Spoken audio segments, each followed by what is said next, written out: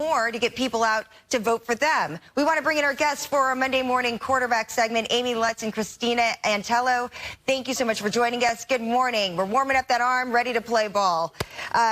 Let's go ahead and kick things off with our first half with Amy Coney Barrett's hearings. I think it's fair to say that Republicans want to get her confirmed ASAP.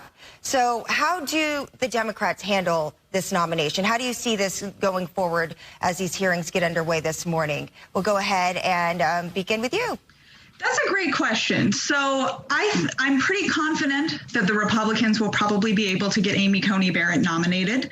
They have the votes. Mitch McConnell knows how to do one thing, and that's get people nominated to court positions and get appointed to court positions. The Democrats seem to be speaking not of Amy Coney Barrett's accomplishments or anything about her legal career, but mostly about the procedure. And so the best thing that the Democrats could continuously do is push the Republicans on trying to push through a Supreme Court nominee at the last minute. Now, I still think that will be unsuccessful, but that's probably their best option right now. Is there a risk, do you think, going in too hard perhaps on Barrett as far as strategy is concerned on the Democratic side, would you say? Mm-hmm. Absolutely. Absolutely. Republicans and conservatives are still somewhat maybe angry in some cases about the Kavanaugh hearings.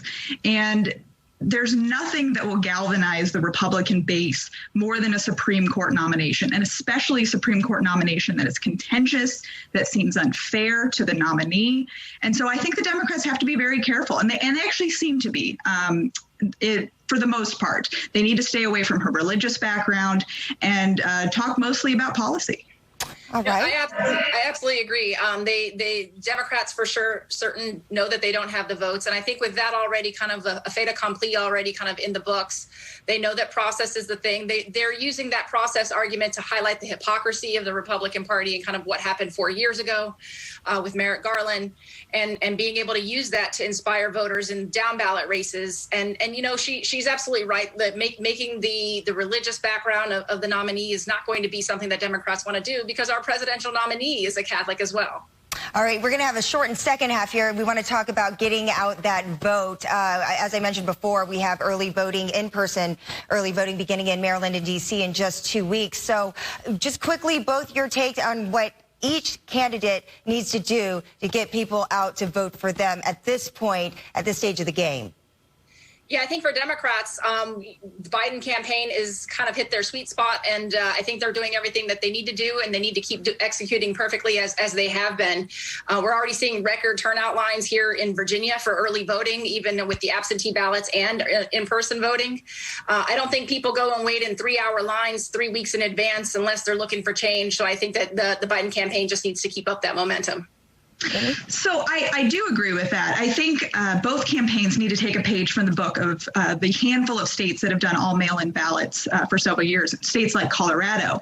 And states like that, get out the vote efforts usually last 3 to 4 weeks. And so if campaigns are not already pushing those last-minute get out the vote efforts, then they're behind. And there's something to worry about on the Democrat side, because they didn't really start their ground campaign until a couple weeks ago, and that is in some select states. So they need to push really hard, and they need to push really hard right until the polls closed on Election Day.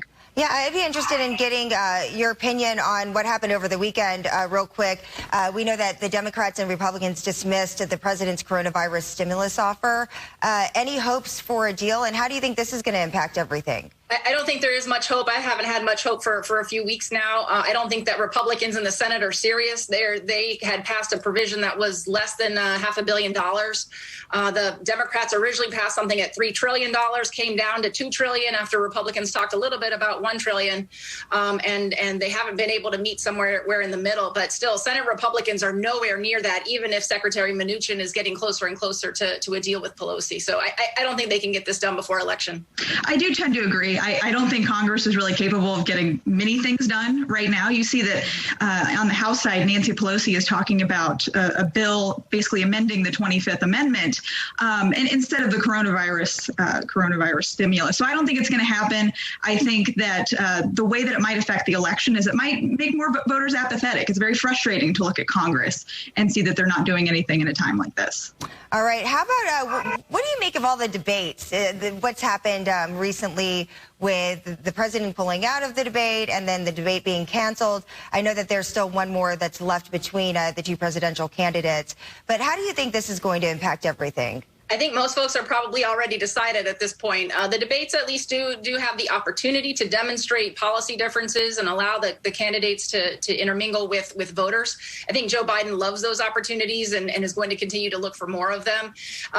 Unfortunately, the Trump campaign tried to approach the debate commission like they would a real estate deal in New York, where you kind of throw your hands up immediately and gawk and walk away from the table just so you can come back to the table a little bit later. But that's not how this works. And he doesn't get to determine the schedule here. He's not the one in charge. And I don't think he's used to that. He's used to having a lot of yes folks around him for the last however many years.